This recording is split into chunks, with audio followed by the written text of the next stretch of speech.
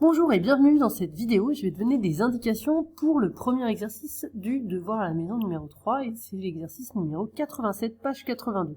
Dans cet exercice, on nous parle d'un rectangle pour lequel la largeur L est comprise entre deux valeurs et la longueur L entre deux valeurs. Et la première question, c'est de donner un encadrement du périmètre petit p de ce rectangle.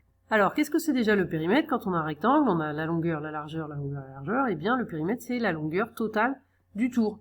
C'est-à-dire longueur plus largeur plus longueur plus largeur, donc on ajoute deux fois la longueur et deux fois la largeur, c'est pour ça que la formule, si vous en souvenez, c'est celle-là. Deux fois la largeur plus deux fois la longueur, ou deux fois la longueur plus deux fois la largeur, c'est la même chose.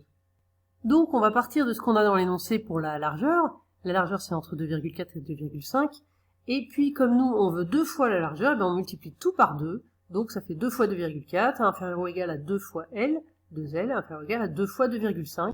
Et quand on fait le calcul, ça donne donc 4,8, inférieur ou égal à 2L, inférieur ou égal à 5.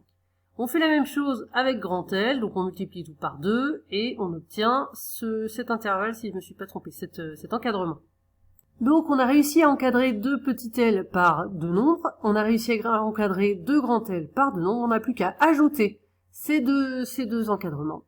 Et donc on ajoute tout, on ajoute ce qui est à gauche, on ajoute ce qui est au milieu, donc 2L plus 2 grand L, ça fait petit p puisque c'est ce qu'on a revu là, et on ajoute ce qui est à droite, et voilà, je vous laisse terminer le calcul. Et pour la deuxième question, vous partez du résultat que vous avez trouvé là, et là vous avez un résultat avec deux chiffres après la virgule, donc à vous de voir pour en déduire quel nombre vous pouvez mettre comme encadrement, dans l'encadrement, avec un seul chiffre après la virgule. Il n'y a pas de calcul à faire, il faut juste réfléchir par rapport au résultat que vous trouvez, pour voir comment faire pour mettre un nombre avec un seul chiffre après la virgule, une seule décimale.